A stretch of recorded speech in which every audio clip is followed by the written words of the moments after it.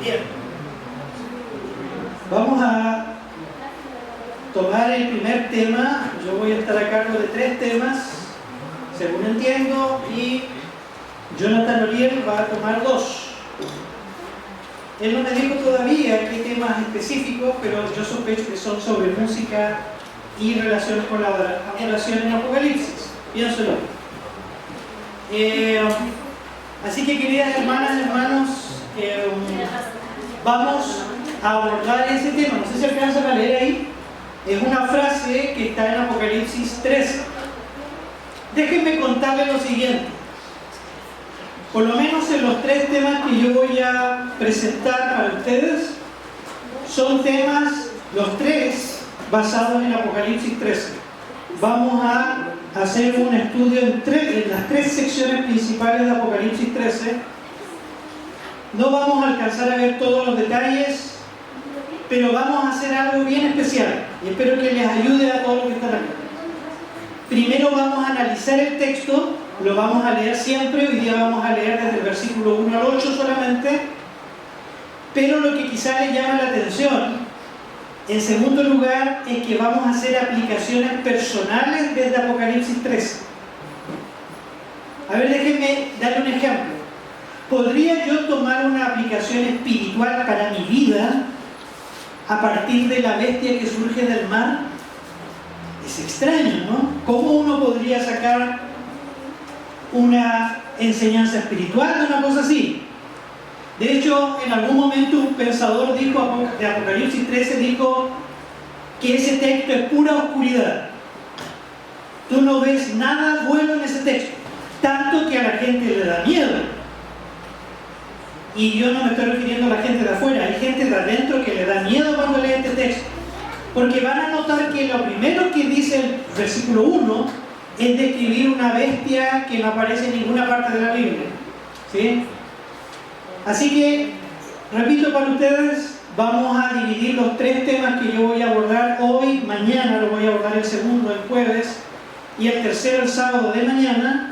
Voy a abordar las 3 secciones principales de Apocalipsis 13. Así que, como ya ustedes son buenos estudiosos de la Biblia, les invito a que vayan ¿a dónde? A Apocalipsis 13.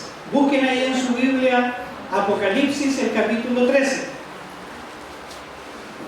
Apocalipsis 13, 1-3.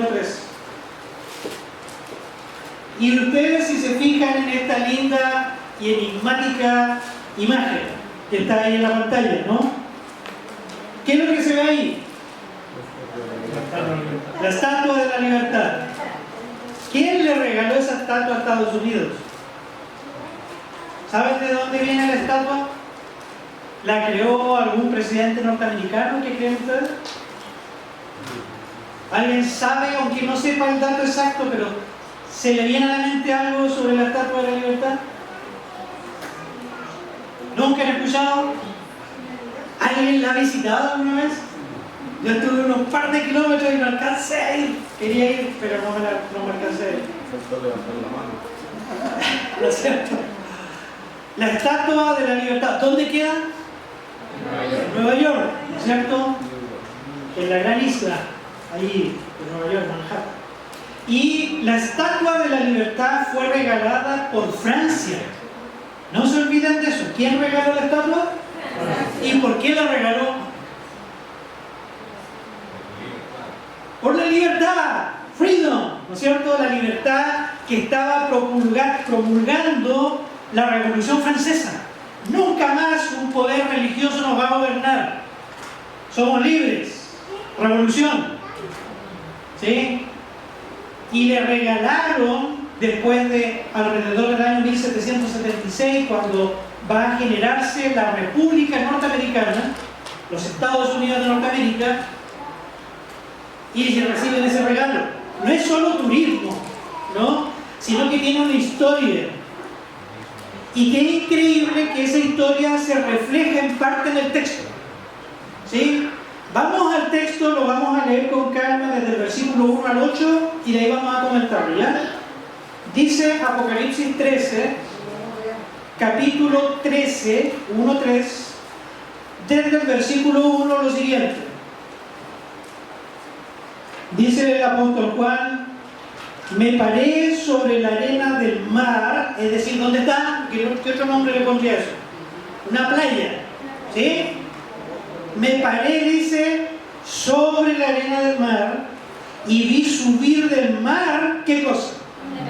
Una bestia que tenía 7 cabezas y 10 cuernos, y en sus cuernos 10 diademas, son como pequeñas coronas, y sobre sus cabezas un nombre blasfemo. ¿Puedo ver la mano de aquel que por primera vez lee este texto?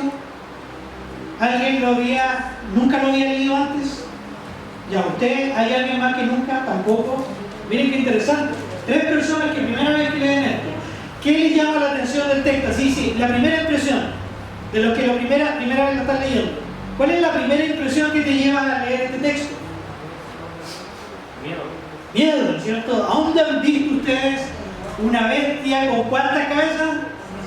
7. Y 10 cuernos. Horrible, ¿no es cierto? ¿De dónde va a aparecer eso si dice el libro de Apocalipsis? Pero así empieza el texto, ¿no? Y después de esta descripción sigue describiendo a esta bestia. ¿De dónde surge la bestia? ¿Dónde? Del mar, ¿ok? Son importantes los detalles. Versículo 2 dice ahora, y la bestia, la misma que vi, era semejante a un leopardo, y sus pies como de oso, y su boca como boca de león. Qué rareza, ¿no? Y después dice, y el dragón, que no lo habíamos metido en la escena, que es otra cosa, y el dragón le dio su poder y su trono y grande autoridad. Es decir, que si tiene poder esta bestia que surge del mar, no es un poder que adquiere por sí misma. ¿Quién le da el poder? El dragón. ¿Y quién es el dragón? ¿A dónde está eso? ¿A dónde dice que es Satanás? ¿Ah? ¿Alguna dentista que me diga el texto? ¿Dónde está? Que dice así, es Satanás. Vamos al 12.9. 12.9, porque usted tiene que dar respuesta de esto, y si hay un gente no adventista y dice, Satanás, pero ¿dónde salió Satanás? De su cabeza salió Satanás. Dice acá 12.9, al tracito del capítulo 13 dice, y fue lanzado fuera el gran dragón, la serpiente antigua que se llama, ¿cómo se llama este dragón? Diablo y Satanás. Ahí está.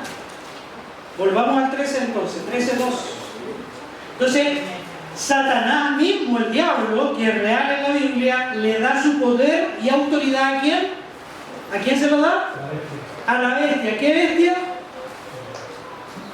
¿De dónde viene la bestia? Del mar. ¿Cuántas cabezas tiene? 7. ¿Cuántas diademas? 10. ¿Cuántos cuernos? 10. Yo repito porque soy profesor y me gusta repetir para que quede acá en la cabeza, ¿no? Y entonces en el versículo 3 dice ahora lo siguiente, 13.3. Vi una de sus cabezas como herida de muerte, pero su herida mortal fue sanada. O sea, ahora dice que esta bestia horrible está herida en una de sus cabezas, pero era una herida tan grave, pero se sanó, ¿no es cierto? Eso lo ve Juan. Y dice que al sanarse la herida, dice el texto, se maravilló toda la tierra en pos de la bestia, que es nuestro texto que estamos poniendo de título, ¿sí? Versículo 5 ahora, versículo 4, perdón, y adoraron al dragón que había dado autoridad a la bestia, y adoraron a la bestia diciendo, ¿quién como la bestia y quién podrá luchar contra ella? ¿A quién están adorando? Porque estamos hablando de esta semana de seminario de adoración. ¿A quién están adorando en esta escena? Me persiguen las moscas. Al dragón y a la bestia. Y el orden es importante en la Biblia. Es porque la obra que está haciendo esta bestia del mar es en favor del dragón que le dio poder. ¿Sí? No se olviden de eso. Versículo 5 dice ahora, tenemos que llegar al 8. También, dice, se le dio boca a la bestia que hablaba grandes cosas y blasfemias. Y se le dio autoridad para actuar, ¿cuánto tiempo? 42 meses, que sería muy largo de contar para sobre todo las visitas, pero esta es una cifra profética que aparece muchas veces en la Biblia y que se refiere al tiempo en años que en la vida real, concreta, histórica, iba a operar la bestia. Si tú sacas los cálculos con meses de 30 días, 42 meses te da 1260 días, o años, o 3 años y medio, es lo mismo. Y eso está en el libro de Daniel, pero si quieres profundizar, la iglesia misma le puede dar un estudio bíblico, porque tenemos estudios de eso, de Daniel y Apocalipsis. Y entonces dice que se le da un poder para que durante ese tiempo haga lo que quiera. Versículo 6 ahora dice, vuelve a hablar de la boca, 2 veces ha hablado de la boca, y abrió su boca en blasfemias ¿contra quién? Dios. Contra Dios, para blasfemar de su nombre, de su tabernáculo y de los que moran en el cielo. Estos textos están sacados de Daniel 8, 9 al 14, para que usted sepa, ¿ya? 7, y se le permitió hacer guerra contra los santos y vencerlos. Miren todo lo que se le permite hacer. ¿A qué bestia? A la bestia que surge de él. Mar. También se le dio autoridad sobre toda tribu, pueblo, lengua y nación, haciendo un eco con Apocalipsis, el mensaje del primer ángel. Y versículo 8, otra vez el motivo de la adoración, que es el propósito, y la adoraron todos los moradores de la tierra. ¿Quiénes? Cuyos nombres no estaban escritos en el libro de la vida del Cordero, que fue inmolado desde el principio del mundo. Hasta ahí vamos. ¿Qué les parece? ¿Entendieron algo? ¿Es difícil entender esto? ¿Es complicado? Ahora, vamos a hacer exégesis simple, que es lo más lindo de la Biblia, que los niños la entienden. Yo en estos días le estoy enseñando el mensaje de los 3 ángeles a mi niña de 7 años. Y yo le pregunto por el primero y me dice, es esto. Quizás no lo entiendo en profundidad, pero el ser humano, todos, usted y yo, si usted no ha recibido educación formal, por ejemplo, no se preocupe. La Biblia está hecha para que usted la memorice y la aprenda plenamente. Esto no es para los doctos, ni para la gente letrada solamente. Todo aquel que con corazón sincero busca a Dios en medio de sus problemas va a entender esto. Nunca dude de eso. Volvamos al texto entonces. Yo voy a volver a repetir y vamos a ver los detalles. ¿Cuál es el personaje principal de Apocalipsis 13 del 1 al 8? La bestia. ¿Qué bestia? La que surge del mar. ¿Cuántas cabezas tienen? 7. ¿Cuántos cuernos? 10. ¿Y qué más tienen? Diademas o pequeñas coronas. 10. ¿Tiene alguna descripción física la bestia? ¿Cómo era el cuerpo? Como un leopardo. Usa un símil. En poesía es un comparativo. Un símil. No es que es un leopardo, es como un leopardo. ¿Qué más? Patas de oso. Patas de oso, como de oso. ¿Y qué más? Boca como león. Pregunta para los adventistas del séptimo día. ¿De dónde viene esta imaginería o este simbolismo? Daniel. ¿Qué capítulo? Daniel 7. ¿Se acuerdan? Un león alado que era Babilonia. Un oso que era de Persia. Un leopardo de 4 alas, Grecia. Y una bestia indescriptible que es Roma, pagana y papal. Los que nunca han leído esto, yo les invito de corazón, estudien Daniel y Apocalipsis. Es fascinante. Porque déjenme darle una premisa que ahora la vamos a escarbar. Daniel y Apocalipsis, como ningún libro de la Biblia, te habla de lo que está pasando ahora ya. ¿Quieres tú saber? No necesitas ir a los mejores youtubers para saber lo que está pasando en geopolítica y todo eso. esta es la mejor geopolítica de la Biblia. Hoy día al loco, porque está volviéndose loco, Donald Trump, no sé si lo vieron, lanzó un video, ¿lo vieron?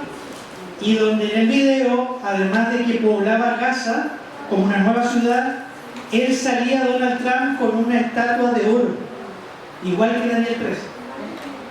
Y la gente abre los ojos, ¿no? Y es bien interesante que él tiene también una obsesión de autoglorificación. Y uno dice, ¿de dónde sacan esas ideas? Y él dice que quiere llegar, de nuevo quiere llevar a Estados Unidos a la edad de oro de la historia norteamericana. Pero él está haciéndose eco de algo que ya un rey que vamos a ver hoy día ya pensó en eso. Y lo hizo. Construyó literalmente una estatua muy alta. Así que hermanos, antes de seguir con los detalles que vamos a repetir y vamos a interpretar, hay una cita que tengo para ustedes que dice que lo siguiente, es una sola cita que yo traje. Dice esta cita: la palabra de Dios declara explícitamente que la ley divina será menospreciada, pisoteada por el mundo. Los 10 mandamientos, que es el cimiento moral y ético del universo, de la ley de Dios, dice que, que van a hacer la ley en este tiempo, la van a pisotear. Prevalecerá extraordinariamente la iniquidad. El llamado mundo protestante o evangélico formará una coalición con el hombre de pecado, ya vamos a hablar de eso ahora, y la iglesia y el mundo estarán en una corrupta armonía. Aquí la gran crisis se aproxima al mundo. Las escrituras enseñan que el papado, es decir, que está allí situado en el Vaticano, las escrituras, repito, enseñan que el papado recuperará su perdida supremacía y que se volverán a encender los fuegos de la persecución debido a las serviles concesiones del mundo que se llama protestante.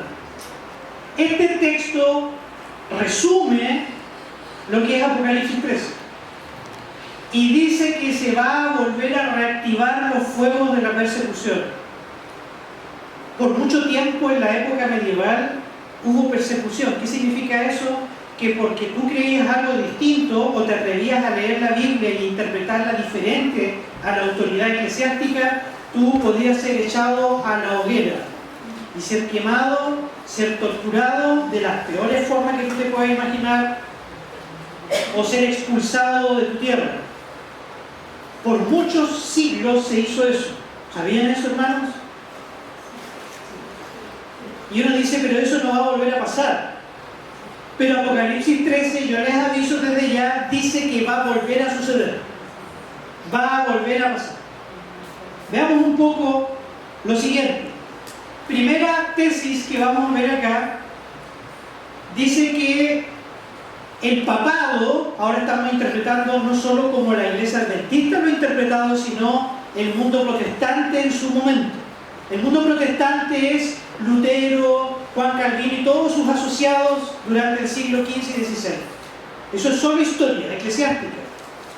En otras palabras, los que se llamaban luteranos, presbiterianos, anglicanos y todas las iglesias evangélicas en general que están acá también en Chile, por mucho tiempo se levantaron contra el catolicismo y estos abusos y estos crímenes que realizaban, y empezaron a darse cuenta que libros de Daniel, como Daniel y Apocalipsis, hablaban de que el papado era el anticristo, que era el hombre de pecado que decía Pablo en 2 de Tesalonicenses 2, que era este poder anticristiano que enseñaba falsas doctrinas, como por ejemplo que tú puedes ganarte y pagar en dinero el perdón de los pecados. ¿Sabían eso? Eso se llaman las indulgencias. O que tú podías, si se te había muerto un pariente muy querido, tú podías pagar una suculenta cantidad de dinero y le ahorrabas 100 años en el infierno para que pasara al purgatorio y no sufriera tanto. ¿Te imaginas que les habla, le ofreciera eso en este momento? Y que yo le dijera, mire, antes de irse a su casa, hermana, yo tengo acá el alfolí, pongo una buena suma de dinero y va a tener el año 2025, pegue lo que usted quiera porque lo tiene perdonado. ¿Qué le parece? Es atractiva la propuesta, ¿no? Sería interesante, dice uno. ¿Pero se puede hacer eso? ¿Por qué no? Solo Dios perdona. ¿Y Dios le cobra a uno para perdonarlo? No. Pero se da cuenta del tema que estamos tratando, hay un poder. Y ahora estamos empezando a entender por qué se lo describe, cómo se lo describe. Pero lo que usted está viendo allí es una frase de Elena de White del capítulo 2 del Conflicto de los Siglos, que yo le invito a leerlo. El capítulo 2, no el 1, que está bueno igual. El 2, donde Ellen de White dice que Roma papal es la perfección del paganismo. Y es bien interesante, teológicamente hablando, muy consistente el concepto, porque desde el punto de vista cristiano nosotros creemos, porque el lenguaje de la Biblia lo usa así, en la perfección del carácter. ¿Usted sabía que uno puede perfeccionarse en el carácter? Y es muy simple de ejemplificar. ¿Habrá alguien acá que sea mal genio? No, ¿no es cierto? Que es chispita, bueno, todos tenemos algo de eso. ¿Y cómo podríamos nosotros, con la ayuda del Señor, llegar a ser sumisos? Llegar a cerrar la boca cuando estamos quietos. Y expresar palabras de cordialidad, de gentileza, de amor, en vez de ira. ¿Se puede? ¿Es difícil? Es difícil. Pero con Cristo en el corazón podemos hacerlo. ¿Sí? ¿Se entiende? Amén. Eso se llama en la Biblia la perfección del carácter, que se va constantemente mejorando, no por tus méritos, como enseñaba la época medieval, sino por la obra del Espíritu de Dios en nuestra vida. Y algunos que objetan esto, yo les digo, si alguien tiene tanta ira y es capaz de pegarle con esa ira a sus hijos, por ejemplo, cuando los castiga, se les pasa la mano, qué maravilloso es cuando ese corazón se transforma y ahora ya no usa la violencia. Sigue siendo firme, recto, responsable con sus hijos, pero no recurre a la ira desatada. ¿Qué prefieren ustedes? ¿Les gusta un hogar así donde se trata bien la gente en la casa? Y eso que acabo de describir de forma práctica, eso es parte de la perfección del carácter. ¿Cómo va a ser malo eso, hermanos? El problema es cuando gente se va al extremo y lo ve como un fin en sí mismo. Como si fuera mérito de uno cambiar y fracasa una tras vez. Pero acá está diciendo lo contrario, que puede haber una perfección, pero del paganismo, del mal. Y qué curioso, ¿no? ¿Pero por qué? Porque acuérdense de la bestia de Apocalipsis 13:1, que surgió del mar, es una mezcla de esas cuatro. ¿Sí? Y esas cuatro están en Daniel 7. Entonces la pregunta que uno se hace a esta altura, porque ya vamos a ir a las lecciones que podemos extraer de allí, ¿cómo es posible que un poder anticristiano se haga una mutación de esos cuatro y forme una sola bestia? La frase, para que usted la memorice, es clave. Si hay una perfección del paganismo, vamos a aterrizarlo ahora a la vida práctica, significa lo siguiente, que este poder, que es el papado en la Biblia, y que existe todavía, ustedes ven que ahora están esperando el probable, casi totalmente seguro, el fallecimiento del Papa. Creo que ya tienen a uno escogido incluso por ahí, aunque tienen que hacer su cónclave, pero la gente que estudia sabe que eso ya está, como se dice, cocinado, ya tienen elegido al Papa que va a reemplazar. Es increíble lo que provoca este tipo de situación. Todo el mundo está expectante. Y generan una efervescencia, pero en realidad lo que quieren es vincularse más con el nuevo gobierno norteamericano. Eso es lo que están buscando, etc. Veamos entonces, yo estoy dando solo claves para que ustedes interpreten por sí mismos qué significa esto. ¿Qué más? Entonces yo les decía, esas son las cuatro bestias de Daniel, pero acá está la bestia de Apocalipsis 13:1, la que acabamos de describir que surge del mar. No está bueno para tenerla de mascota esta, ¿no es cierto? Imagina tener una mascota así. Y lo que usted se ría es que eso es el carácter indomable de este animal, deforme, grotesco, ¿no es cierto? es una mutación. Vamos a después, pónganse eso en la memoria porque de ahí vamos a sacar una lección espiritual para nosotros, ¿está bien? Vayamos a otra idea. Acá yo le coloco la poética del mal. ¿Qué significa la poética del mal? Que tomando el texto que leímos de Apocalipsis 13, hay la repetición de palabras clave. Si usted, por ejemplo, leyera bien Apocalipsis 13 completo, se daría cuenta que la palabra que más se repite es la palabra bestia.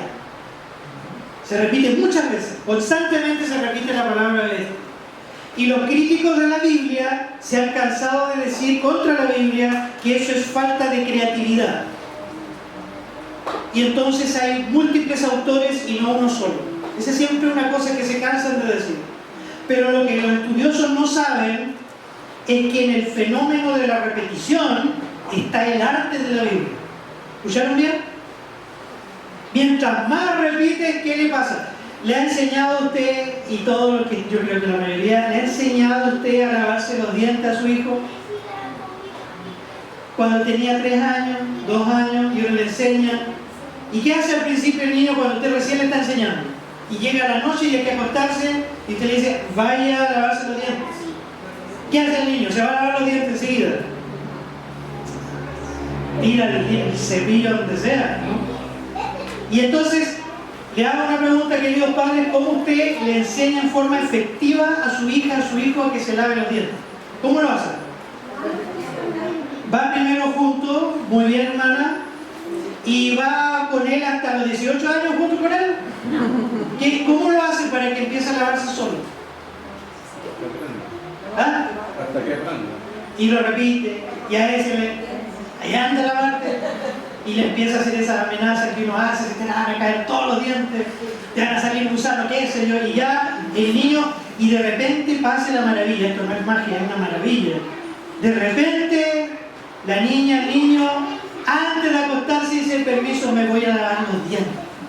Y uno dice, oh, ¿qué pasó acá? ¿No? ¿Sabe qué significa eso?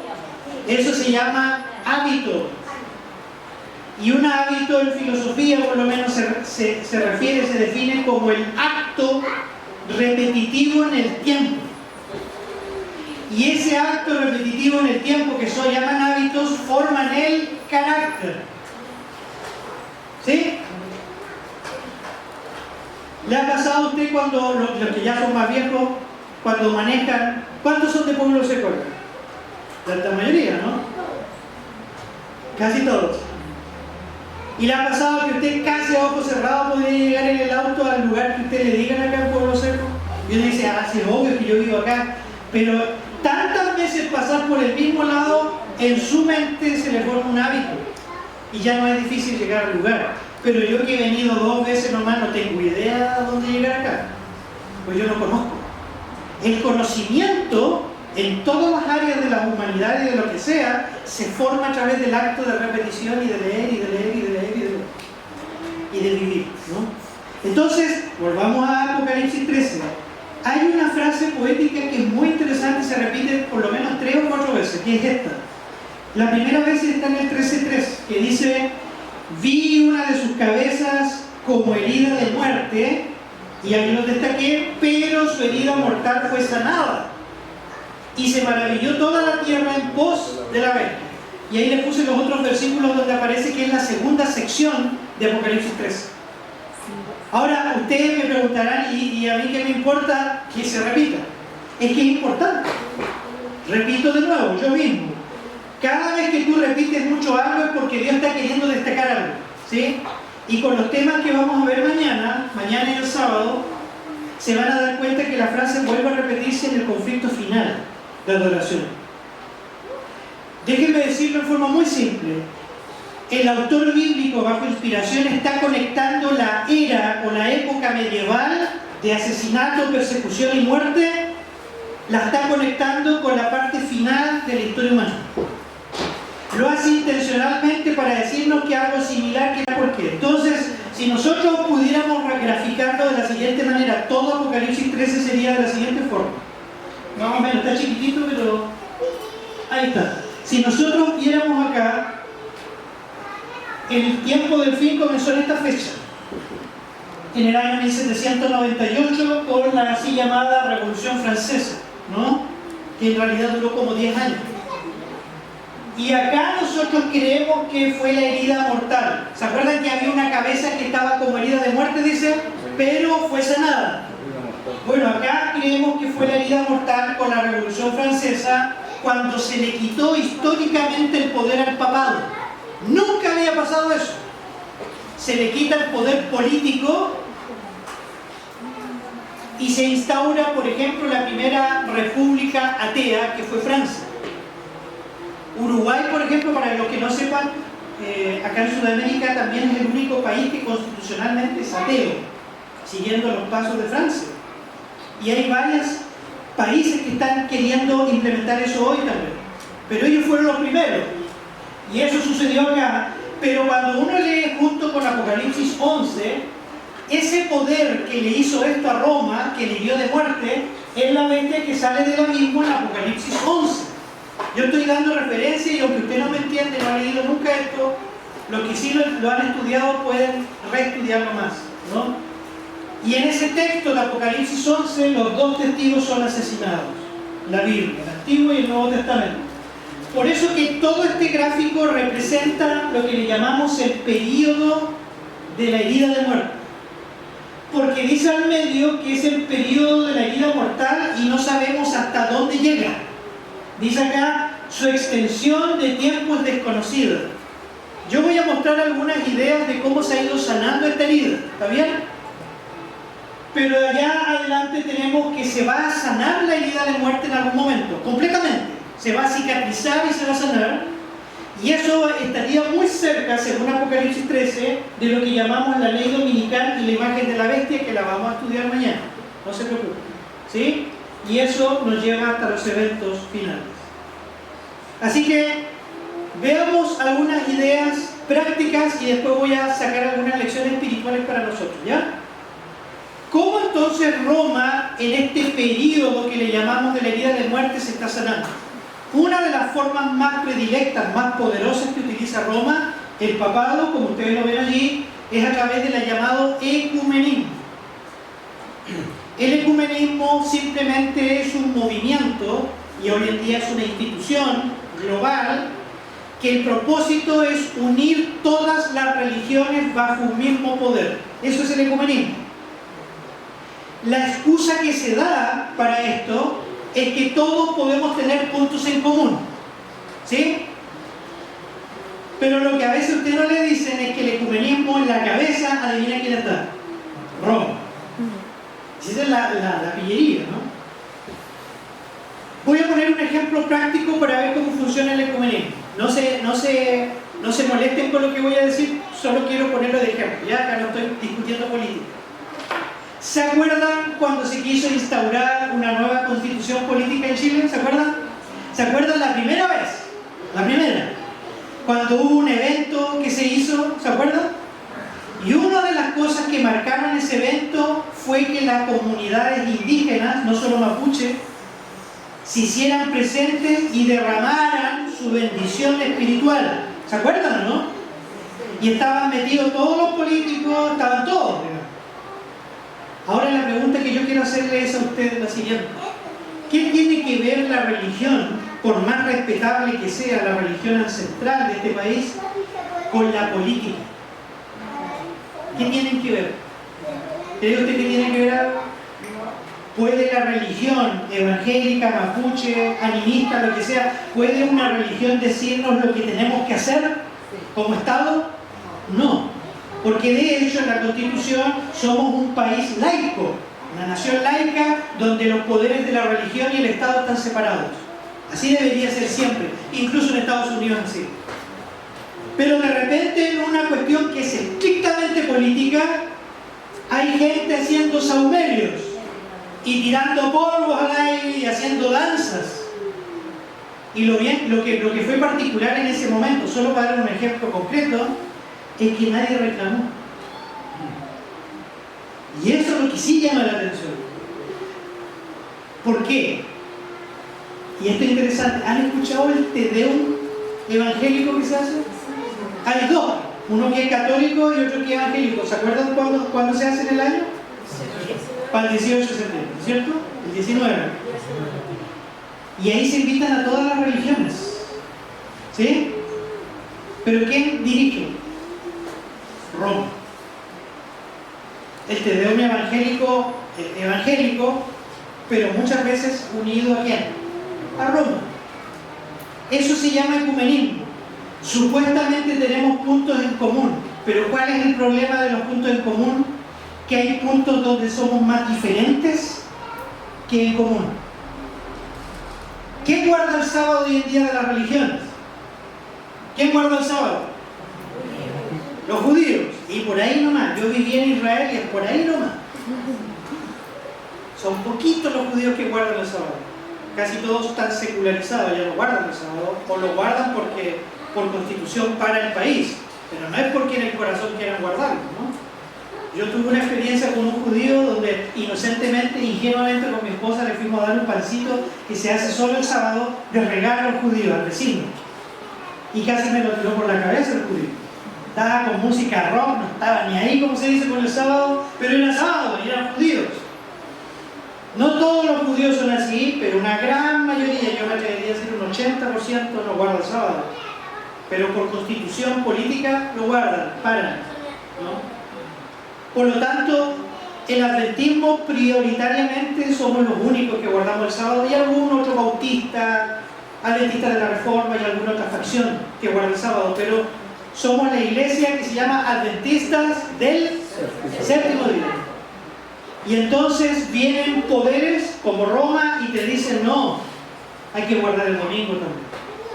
¿Qué hacemos ahí? ¿Ah? Eso es lo primero.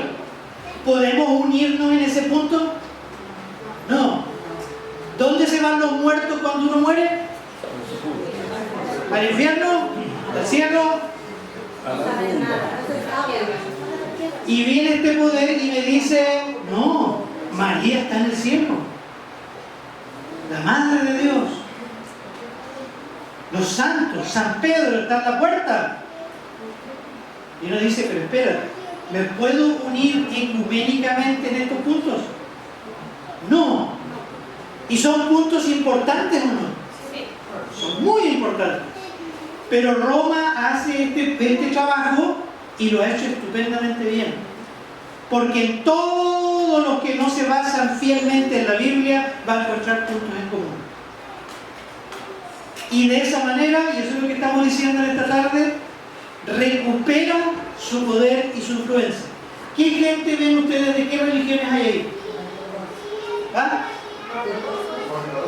¿Hay musulmanes ahí?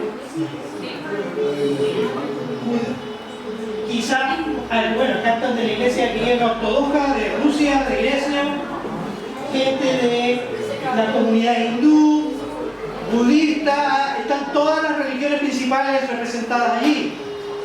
¿Y quién está en medio? ¿Por qué en medio? Porque yo les estoy diciendo, ellos son los que dirigen esto. ¿Sí?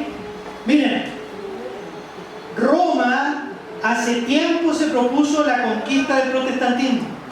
Esta foto es de los 500 años de la Reforma Protestante, que fue en el año 1517. En 2017, si usted saca la cuenta, se cumplieron 500 años. Y esta estatua que hicieron los mismos católicos junto con los luteranos, supuestamente Martín Lutero tomando la Biblia, está completamente de rojo. Es bien curioso. Y eso fue hecho en una iglesia luterana. El Papa dentro de una iglesia luterana. Yo creo que si Lutero se despertara, ahí mismo se vuelve a morir ahí mismo, ¿no? ¿Y cómo ellos lograron esto? Por esto. El jesuismo, o los jesuitas, de los que se habla tanta cosa hoy en día, en sus mismos votos tienen este doble propósito. Este es el doble propósito principal de la comunidad jesuita, creada en el Concilio de Trento, ¿no es cierto?, como contrarreforma. Es destruir el protestantismo, en primer lugar, y en segundo lugar, recuperar la supremacía papal. ¿Qué supremacía, hermanos? ¿Que perdieron cuándo? Cuando fue la Revolución Francesa. Esto parece mucha historia, pero se está captando lo que presenta Apocalipsis 13, ¿no? Así que, hermanos, yo no les vengo a hablar de tantos datos, detalles y todo, sino que yo quiero, como una semana de oración, hacer 3 lecciones espirituales para todos, ¿ya? Y esto es mi aporte porque generalmente uno no saca lecciones para la vida práctica de un texto así, una historia, teología, pero acá hay una lección para ti y para mí, son 3, ¿ya? Número 1, la degradación del símbolo de la bestia del mar, que ya la hemos descrito varias veces, es una revelación de un sistema religioso y de pensamiento que degrada, rebaja y animaliza al ser humano. Como es tan feo esa bestia, de 7 cabezas y todo lo que ustedes saben, lo que Dios está queriendo decirnos en Apocalipsis es que, por ser así, eso mismo quiere lograr en el ser humano, degradarlo, animalizarlo. Y donde tenemos un ejemplo que es mejor para mí en la Biblia donde se hizo esto, es en Daniel 4. ¿Se acuerda alguien que dice Daniel 4? ¿Ah? ¿Se acuerda alguien? Ahí está. ¿Qué estaba haciendo este hombre cuando miraba a Babilonia? ¿Se acuerdan que un día salió al patio? ¿Y qué dijo cuando vio a Babilonia? No es esta Babilonia la gran ciudad que yo construí, y era verdad. La arqueología ha descubierto miles y miles de ladrillos de la antigua Babilonia y todos los ladrillos tienen el nombre de Nabucodonosor. Increíble la egolatría de este tipo. Para que quedara claro que quién lo había construido, él. Era verdad. Pero él se paró en la ventana de su palacio y dijo: y esto lo hice yo con mi poder y mi fuerza. ¿Y qué le pasó en ese mismo instante? Vino un ángel del cielo que le había advertido ya a Daniel, ¿se acuerdan? Y le vino a castigar. ¿Y en qué se transformó el rey? En eso, en un animal. Léanlo, es sorprendente. Yo le estoy haciendo pensar un poquito más filosóficamente en el texto. ¿En qué sentido? Vamos a dejar la primera imagen solamente. Y pónganme mucha atención, sobre todo a la gente que está en el ámbito universitario. Si tú ves esa imagen, esta imagen y Nabucodonosor y lo que representa en ese tiempo es la élite de la intelectualidad babilónica, de la cultura. Todas las ciudades antiguas, todas, incluido Roma, siguen el modelo de Babilonia. Los arqueólogos, los historiadores se sorprenden cómo todas querían replicar a Babilonia. Lo más alto, intelectual, artística, humanamente, la que puede llegar es Babilonia. ¿Sí? Tus mayores talentos y deseos, la comida, así habla el libro de Daniel, Daniel 1. Lo mejor de lo mejor estaba allí, a ojos humanos. Pero, al contrario, ¿cómo Dios veía eso? ¿Cómo Dios lo ve?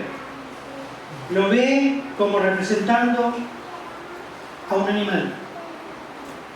No nos equivoquemos, y esta es la lección práctica para nosotros.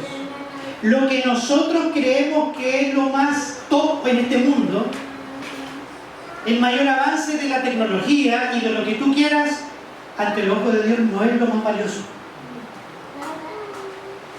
Pero nosotros tenemos esa tendencia. Hay gente que ama irse a vivir a una ciudad más grande. ¿Le ha pasado? Conocen jóvenes que lo único que quieren, apenas terminen lo que tienen que hacer, es irse a la ciudad y disfrutar de la ciudad y viajar por el mundo y conocer.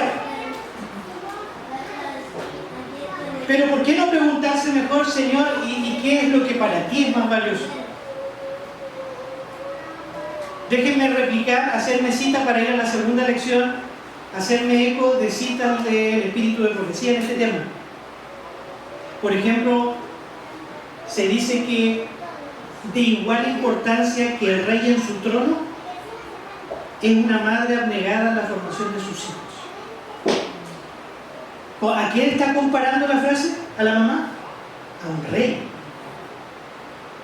Y hoy en día muchas veces a las madres se las ve con desprecio cuando se dedican mucho a sus hijos. Dios no lo ve así. Dios lo ve como el más alto valor que hay. ¿Sí? O cuando tú formas a los jóvenes para que tengan virtudes cristianas, humildad, laboriosidad, disposición. Discúlpenme, con mucho cariño y respeto le pregunto a nuestros hermanos o hermanos que tienen más edad, adultos mayores.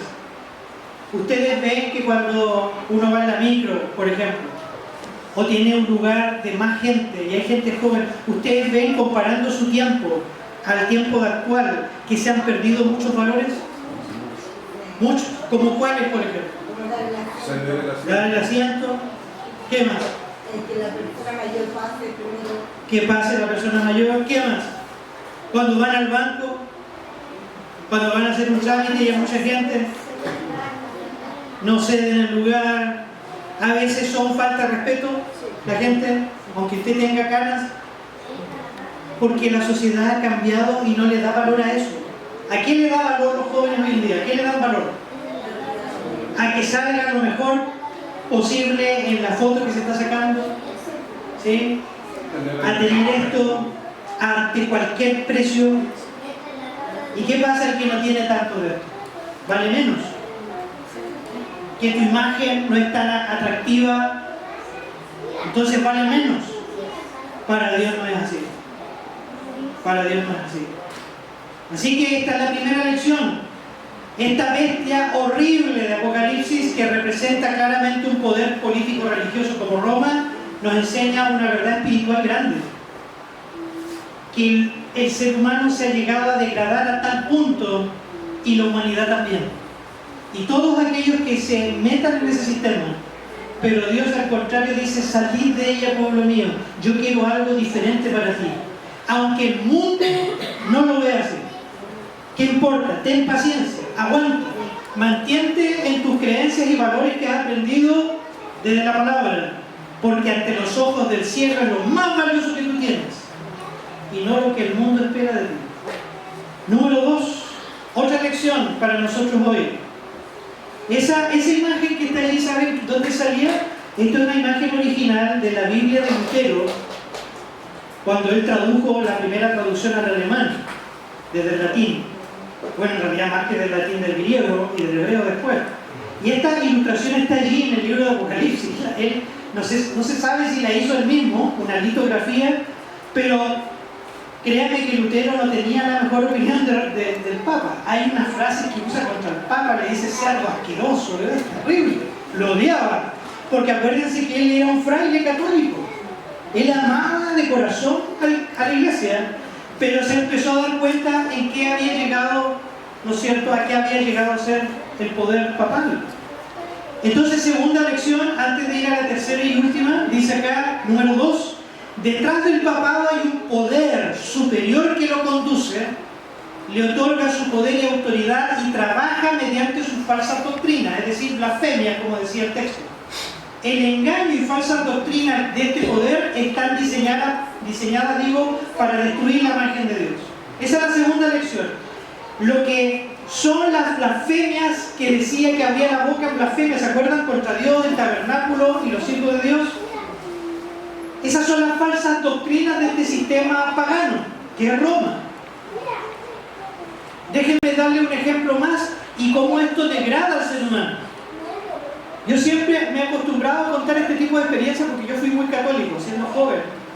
Y mi abuela, con mucho cariño, con mucho amor, me llevaba más o menos obligado a misa el domingo. Y yo, como quiero tanto a mi abuela, yo iba con ella. Pero en varias ocasiones me pasó ver cosas extrañísimas en la iglesia católica y que yo no podía decirlas porque era la religión de mi abuela hasta el día de hoy. Pero un día me pasó que, participando en muchos grupos jóvenes del catolicismo, como por ejemplo N, EGE y todo lo que, las siglas que hay allí para encuentros de jóvenes en el espíritu, yo fui un director de esa gente y me destacaba, al punto que el director de ese tiempo, no le voy a decir el nombre, pero si quieren se lo puedo decir, que era el sacerdote principal, era un sacerdote diocesano. Eso significa que él se viste como igual que tú y hasta se puede casar incluso, ¿no? Pero es sacerdote y él dirigía eso.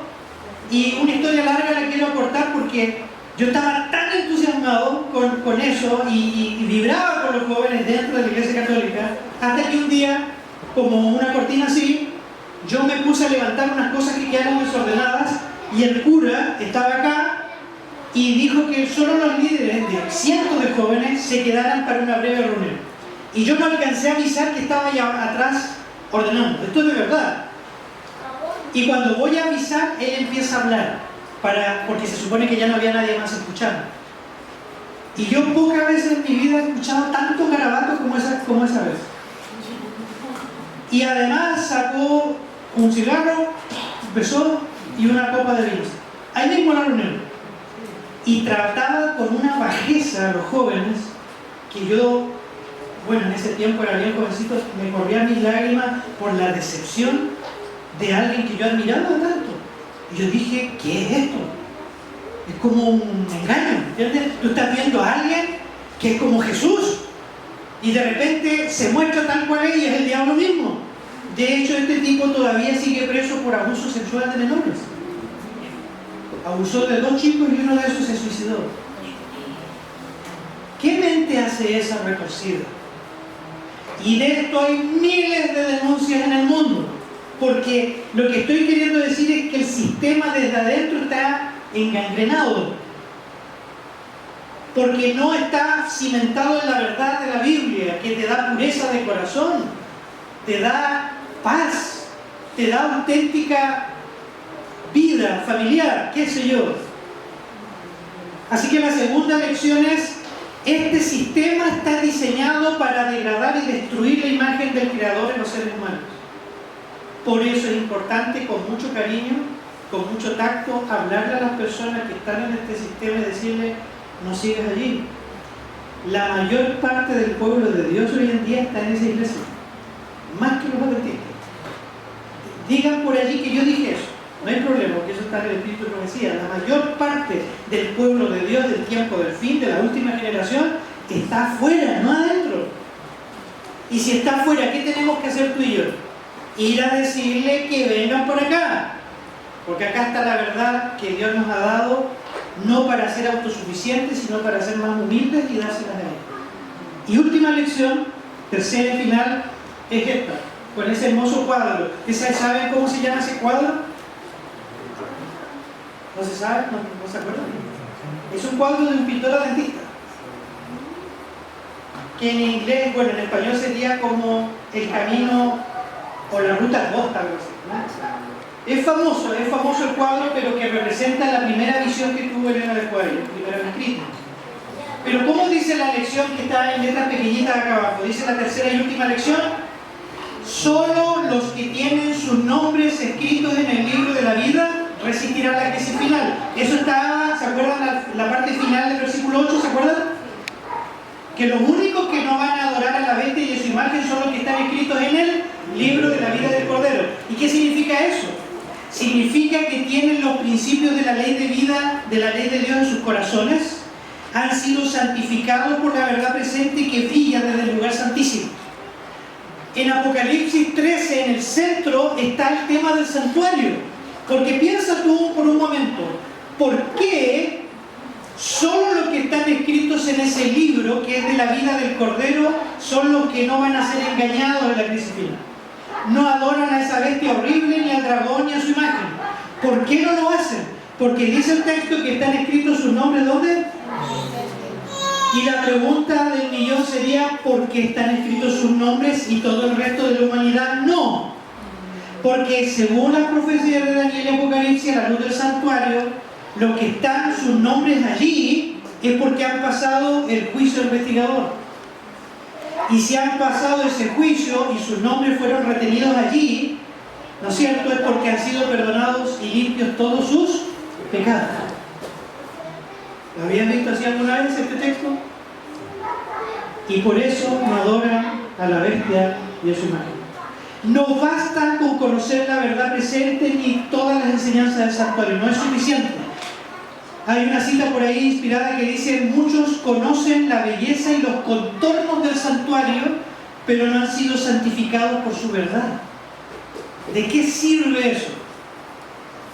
¿De qué sirve ser un deslumbrante despliegue de verdades si sigo siendo un padre o un hermano de iglesia huraño y que nadie se quiere acercar? No tiene mucha correspondencia. Tiene que haber una correspondencia entre lo que tú crees y entre lo que tú vives. Así que, hermanas y hermanos, esas son las 3 lecciones que hemos aprendido en este primer tema. Apocalipsis 13 no es solo oscuridad, no es solo una película de terror de una bestia horrible. Lo más importante es que Apocalipsis 13 nos está anunciando de que tú y yo tenemos que estudiar más este texto y prepararnos para lo que viene. ¿Puedo hacer ese llamado simple, directo? ¿Cuántos les gustaría, con lo poquito que alcanzamos a ver hoy, solo de forma personal, a cuántos les gustaría comenzar a estudiar un poquito más Daniel y Apocalipsis? Amén. Ese es el mejor llamado. Dios nos ayude para que podamos hacerlo personalmente y mañana le dejamos invitados para continuar estudiando el libro de Apocalipsis capítulo 13. Que Dios nos bendiga.